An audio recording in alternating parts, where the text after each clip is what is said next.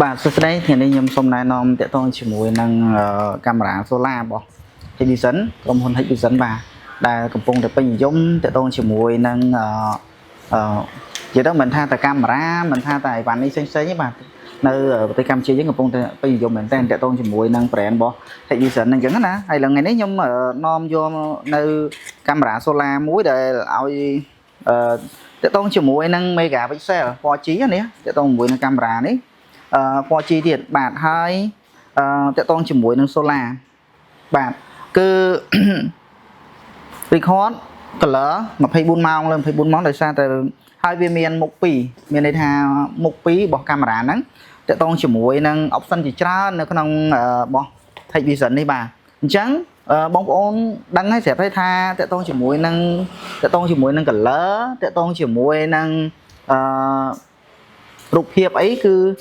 យើងទទួលយកបាន100សឹងតែ 100% តែម្ដងតាក់ទងជាមួយនឹងក្រុមហ៊ុន Hikvision នេះបាទតាក់ទងជាមួយនឹងកាមេរ៉ា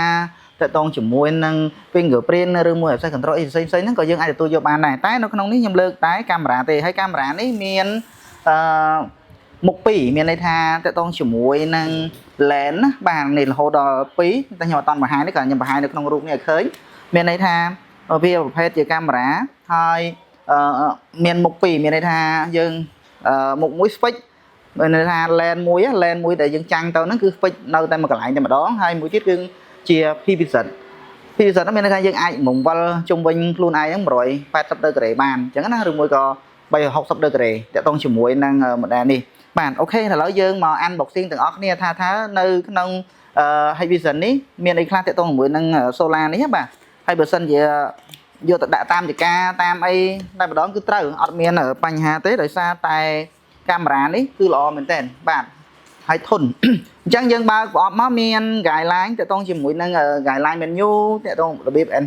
install ឬមួយក៏ download app ចេញពីក្នុងទូរស័ព្ទឬមួយក៏មានទាំង Apple ឬមួយក៏ Android អញ្ចឹងជាដើមបាទហើយតាក់ទងជាមួយនឹង fix ចាប់នៅជញ្ជាំងឬមួយក៏អីចឹងណាបងហើយតាក់ទងជាមួយនឹង guideline ផ្សេងៗទៀតបាទអូខេបន្តមកទៀតតាក់ទងជាមួយនឹងយើងបើកប្រអប់មកវាមានស្ទាំង solar ហើយមួយ set របស់វាហ្មងនេះតាក់ទងជាមួយនឹងកាមេរ៉ានេះយើងអត់មានត្រូវប្រើខ្សែរត់អីអញញ៉ៃទេណាគឺយើងចាប់ជាមួយនឹងស្ទាំង solar សូមបញ្ជាក់ថ្មវាគឺបាន9000មីលីអាំពែបាទហើយរូបភាពតាក់ទងជាមួយនឹង switch នៅក្នុងlens នេះគឺមានទាំង color មានន័យថាវាមាន2 IR របស់វាឃើញទេភ្លើងណាយប់ឡើងយើងអាចបើកភ្លើងវាហ្នឹងបានភ្លឺច្បាស់ល្អតាក់ទងជាមួយនឹងពន្លឺវិញហើយតាក់ទងជាមួយនឹងមួយទៀតដែលយើងហៅថាវិលនេះឃើញទេវិលបានមានន័យថា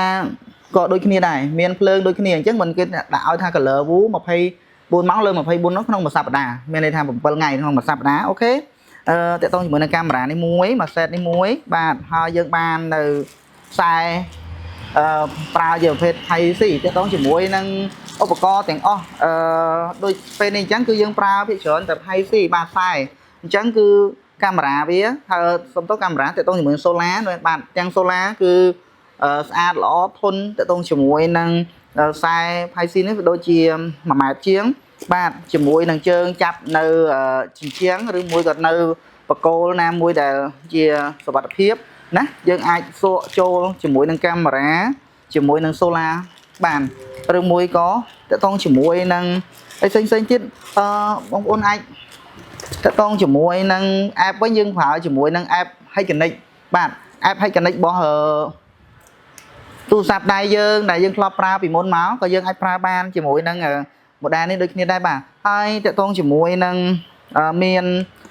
ចម្ងាយ IR វាចម្ងាយ IR ដែលវាចាប់បានភាពមើលច្បាស់ឬមួយក៏អីហ្នឹងគឺបានរហូតដល់30ម៉ែត្រតាក់ទងជាមួយនឹង model Hikvision នៅក្នុងដៃខ្ញុំនេះណាគឺប្រភេទ solar ហ្នឹងបាទហើយមាន motion record ហើយវាអាចចាប់តាក់ទងជាមួយនឹង parking LAN មានន័យថាតាក់ទងជាមួយនឹងលេខ LAN ឬមួយក៏អីបើសិនជាករណីកន្លែងហ្នឹងមាន parking មានអីចឹងទៅយើងអាចចាប់បានផ្លាកផ្លេតឡានអីល្អណាស់ដោយសារតែវាមានគេហៅថាកាត់នៅពន្លឺដែលចាំងផ្លាតពីឡានអីចឹងបានសឹងតែ80%ឯណោះបាទហើយតាក់ទងជាមួយនឹងអីទៀតមើលតាក់ទងជាមួយនឹង True Audio ណាយើងអាចនិយាយខ្លីខ្លងគ្នាបាន តតងជាមួយនឹងម្ដងនេះយើងអាចនិយាយខ្លីៗគ្នាបានមិនថានៅដាក់នៅផ្ទះឬមួយដាក់នៅចំការឬមួយក៏ដាក់នៅទីណាដែលមានសុវត្ថិភាពអីទេណាគឺយើងអាចដាក់បានទាំងអស់ហើយនៅក្នុងនេះមានខ្សែបើសិនជាករណីយើងប្រើជាមួយនឹងអឺភ្លើងតតងជាមួយនឹងភ្លើងបើសិនជាករណីយើងអត់ចង់ប្រើជាមួយនឹង solar ទេយើងអាចប្រើជាមួយនឹង adapter របស់យើង5 ampere បានណាយើងអាច direct ដោតភ្លើងខាងរត់យើងក៏បានដែរហើយពេលហ្នឹងវាចូលអូតូហ៊ុនវាហើយហ្នឹងបើសិនជាខ្លាចថា solar បញ្ចូលអត់ពេញឬមួយក៏អីណាបាទអូខេខ្ញុំមានតែប៉ុណ្ណឹងតតងជាមួយនឹង model Hikvision មួយនេះហើយបើសិនជាបងប្អូនតម្រូវត្រូវការចង់បាននៅmodel Hikvision មួយនេះអាចតតងតាមលេខទូរស័ព្ទឬមួយក៏ page របស់ Facebook ផ្ទាល់ឬមួយក៏ភ្នាក់ងារលក់ sale ដែលប្រចាំការឬមួយក៏អីហ្នឹងបានណាតតងជាមួយនឹងអីវ៉ាន់ទាំងអស់នេះបាទសូមអរគុណនិងសូមជម្រាបលា